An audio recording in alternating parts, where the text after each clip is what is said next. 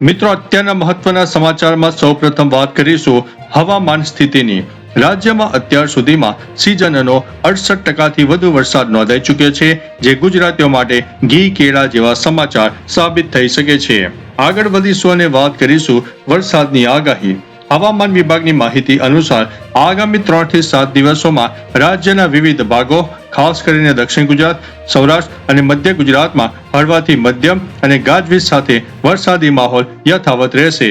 ત્યારે આગળ વાત કરીએ તો ડેમ અને જળાશયોની પરિસ્થિતિ. સરદાર સરોવર ડેમ સહિત રાજ્યના મુખ્ય ડેમોમાં નવા નીરની વિપુલ પ્રમાણમાં આવક થઈ રહી છે, જેનાથી 21 થી વધુ ડેમો એલર્ટ ઉપર મૂકી દેવામાં આવ્યા છે.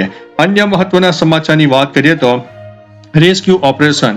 સૌરાષ્ટ્રમાં ખાસ કરીને મોરબી અને રાજકોટ અને વડોદરા અને ડભોઈ પંથકમાં ભારે વરસાદના કારણે નીચાણવાળા વિસ્તારો અને નદી કાંઠે ફસાયેલા લોકોને એનડીઆરએફ અને એસડીઆરએફની ટીમ દ્વારા સુરક્ષિત રીતે રેસ્ક્યુ કરવામાં આવ્યા છે. અન્ય મહત્વના સમાચારની વાત કરીએ તો રસ્તા બંધ. ભારે વરસાદથી જળબંબાકાર થવાને કારણે રાજ્યમાં 600 થી વધુ ગ્રામીણ રસ્તાઓ અને માર્ગો વાહન વ્યવહાર ઉપર પ્રભાવિત થયા છે. અન્ય મહત્વના સમાચારની વાત કરીએ તો જળાશયોની પરિસ્થિતિ.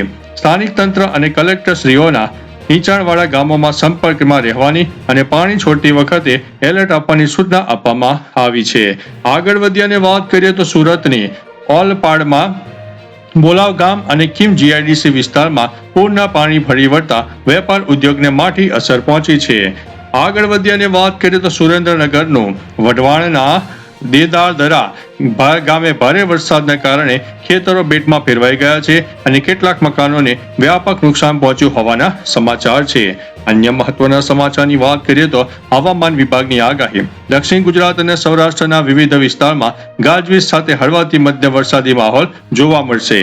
અન્ય મહત્વના સમાચારની વાત કરીએ તો ભરૂચમાં કીમ નદીના ધસમસતા પૂરમાં ફસાયેલા યુવકનો પોલીસ અને સ્થાનિક ટીમો દ્વારા રેસ્ક્યુ ઓપરેશન બહાર પાડવામાં આવ્યું હતું. આગળ વધી અને વાત કરીએ તો અમદાવાદની પેરામેડિકલ અભ્યાસક્રમોમાં પ્રવેશ માટે વેરિફિકેશન પ્રક્રિયાનો આજે અંતિમ દિવસ છે. અન્ય મહત્વના સમાચારની વાત કરીએ તો વડોદરાના પાદરાની મેઢાદ ગામે વિશ્વામિત્રી નદી કિનારે કિશોરી પર મગરના હુમલા બાદ એસડીઆરની ટીમ દ્વારા સર્ચ ઓપરેશન ચાલુ કરવામાં આવ્યું છે. અન્ય મહત્વના સમાચારની વાત કરીએ તો રાજકોટની બેડીપરા વિસ્તારમાં જર્જરિત મકાન ધરાશાયી થતા દુર્ઘટના સર્જાઈ છે. આગળ વધી અને વાત કરીએ તો ગીર સોમનાથની ગીર ગઢડા અને જામવાડા પંથકના વાડી વિસ્તારોમાં સિંહોના પરિવારની અવરજવરના દ્રશ્યો સીસીટીવીમાં કેદ થયા છે. અન્ય મહત્વના સમાચારની વાત કરીએ તો અમદાવાદની સાયન્સ સિટી રોડ નજીક હિટ એન્ડ રનની ઘટનામાં યુવકનું મોત થતા પોલીસે તપાસ હાથ ધરી છે.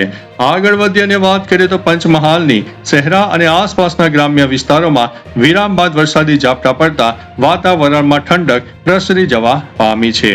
અન્ય મહત્વના સમાચારની વાત કરીએ તો જળાશયોની સ્થિતિ. સરદાર સરોવર સહિત રાજ્યના મુખ્ય ડેમોમાં પાણીની આવક થતા નીચાણવાળા વિસ્તારોને અત્યારે એલર્ટ કરી દેવામાં આવ્યા છે. આગળ વાત કરીએ તો સુરત કાપડ બજારની પૂર અને વરસાદની અસરના કારણે વેપારી મંડળો દ્વારા કાપડ માર્કેટો આંશિક બંધ રાખવાનો નિર્ણય લેવામાં આવ્યો છે.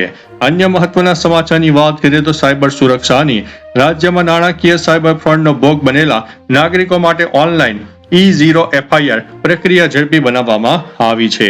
અન્ય મહત્વના સમાચારની વાત કરીએ તો બેંક હોલિડે એનાઉન્સમેન્ટ. ઓગસ્ટ મહિનામાં તહેવારો અને રજાઓના કારણે બેંકોની કામગીરી પર અસર પડશે. આરબીઆઈ દ્વારા યાદી જાહેર કરવામાં આવી છે.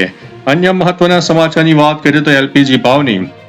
કોમર્શિયલ ગેસ સિલિન્ડરના ભાવમાં રાહત મળતા હોટેલ અને રેસ્ટોરન્ટ ઉદ્યોગને ટેકો મળ્યો છે. આગળ વધી અને વાત કરીએ તો બનાસકાંઠાની અંબાજી અને દાંતા પંથકમાં ફરીથી વરસાદી પાણી ભરાતા સ્થાનિક તંત્ર દ્વારા માર્ગો સાફ કરવાની કામગીરી હાથ ધરવામાં આવી છે. અન્ય મહત્વના સમાચારની વાત કરીએ તો મહીસાગરની 4 કોશિયા નાકા પાસે ટ્રક અકસ્માત સર્જાતા વાહન વ્યવહાર ક્ષણિક માટે ખોરવાઈ ગયો હતો. અન્ય મહત્વના સમાચારની વાત કરીએ તો કૃષિ અપડેટની.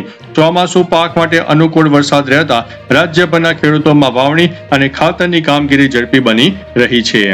આગળ વાત કરીએ તો એસટી બસ સેવાની. વરસાદી રસ્તા પ્રભાવિત થયા હોવા તેવા ગ્રામીણ વિસ્તારોમાં એસટી બસના રૂટ ડાયવર્ટ કરવામાં આવી રહ્યા છે.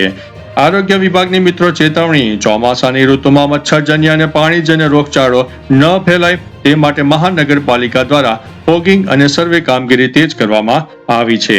આગળ વધીએ અને વાત કરીએ તો સૌરાષ્ટ્ર હાઈવેની સ્ટેટ હાઈવે પર ભરાયેલા પાણીનો નિકાલ કરવા માટે માર્ગ અને મકાન વિભાગની ટીમો તૈનાત કરવામાં આવી છે. આગળ વધીએ અને વાત કરીએ તો અન્ન અને નાગરિક પુરવઠાની રેશનિંગ દુકાનો પર ઓગસ્ટના માસના અનાજ વિતરણની પ્રક્રિયા શરૂ કરવાનો વહીવટી તંત્રએ આદેશ આપ્યો છે. ત્યારે વાત કરીશું ખેલ મહાકુંભ તૈયારીઓ. રાજ્ય સ્તરની રમતગમત સ્પર્ધાઓ અને ખેલ મહાકુંભના આગામી આયોજન માટે સ્પોર્ટ્સ ઓથોરિટી દ્વારા રજીસ્ટ્રેશન સમીક્ષા યોજવામાં આવી છે. તો ચાલો મિત્રો, ફરીથી દેશ અને દુનિયાના સુપરફાસ્ટ સમાચાર લઈને મળતા રહીશું. ત્યાં સુધી અમને રજા આપશો. નમસ્તે.